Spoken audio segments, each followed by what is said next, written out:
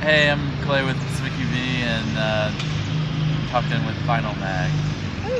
And I'm Laura, also with pacificUV. So after the Dream You Are Awake came out like 4 days ago? Yep. So how's response been? It's been really good. I mean, I normally reviews and get emails from fans or people who want to use our music in videos or whatever. It happens a few weeks after the records come out, and the response before the record has been really encouraging. It's been a lot more than what usually happens, so that's kind of primed us for there being more response now that the record's out. And since it's only been out 4 days, but I think we got a good review in Paste and Pop Matters, but we're still waiting for the pitchfork. But yeah, we might be waiting a long time for that. So you said, do you write the Bandcamp thing? Who writes that? Like the intro or bio or whatever? Laura wrote the bio this time. Okay. A lot of it.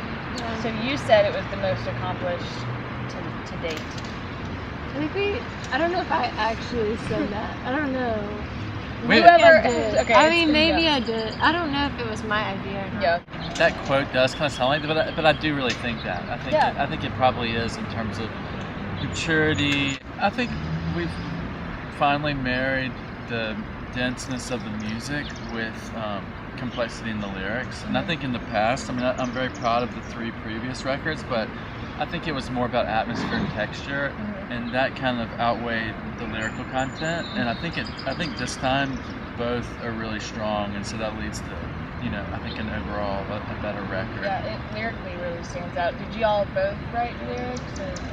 We did. I think one reason it does lyrically stand out is because we have like a great someone who's actually a poet in our band. He's a published poet. A lot of times what would happen too is like Suni would have a chorus a lot of times, and then we would like be writing around the chorus. But yeah, it was kind of I feel like I made most of the things that I wrote had to do with verses. But we would sit. Normally when we collaborate in the studio, it's about trying out different sound effects, and this time it was about sitting. It was like an English, seminar class. We would sit for hours. I know, like, do we want to use the word tree here or shrub? Like, and it was really fun, but it was frustrating. It's maddening because we did have 3 people in on the process, and to try to get a word. Suni would be like, "What's a 3-letter word for angry that fits with this?" And it was like a crossword puzzle. In retrospect, I'm glad it worked that way. Yeah. I think the record and the lyrics turned out stronger for it, but at the time, it did feel was. like a little overkill. Do you think that's how you're gonna do it in the future? I think we're gonna be faster now. I think we get each other more, and like we get our roles better, and I think we understand too where. I definitely understand more now where Suni's coming from in terms of what he wants to sing and how he wants like his voice to sound when he's singing, and like being able to write lyrics that like fit. Because some of it was like fitting it for his voice. You know what I mean? So how did your induction into the band like come about? Well, I was basically like I was hanging out with Clay a lot and like just hearing a lot of the backing tracks, like the demo tracks. I had Wolves that I like just sort of. I kept listening to it, and like one morning, like I just like woke up with all the words and melodies, and I recorded it and gave it to Clay, and then he gave it to Suni, and so he was like, "Oh, that's good." And then so I came in kind of really early in the process, and then we just did the rest of the record. So yeah, it's like that was kind of just like an impromptu audition for her, where she just like did this one thing. And we're like, "Holy shit, this is really good!" And pretty much what she came up with for Wolves is what's on the record, and she did that like all in a day. So we realized we needed her pretty quickly. Just stick around. Yeah.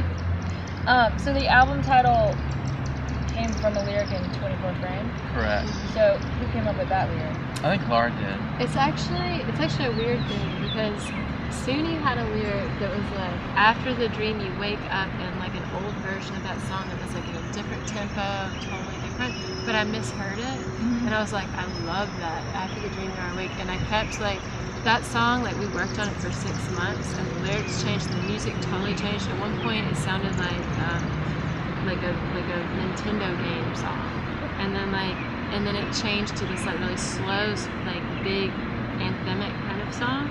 But the only thing that basically lyric-wise that stayed the same the entire time we were working on it was that one line, and it just felt right. It just felt right, and then the rest of the song kind of got built from that.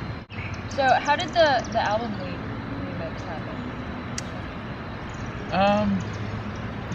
We just had a short list of bands who we really like, we hoped would remix the record, and we just gave that list to our manager. He emailed all of them, and then Album Leaf, his schedule and his price happened to coincide with our schedule and our budget, and we just gave it to him. It was really good too. I listened to it a bunch.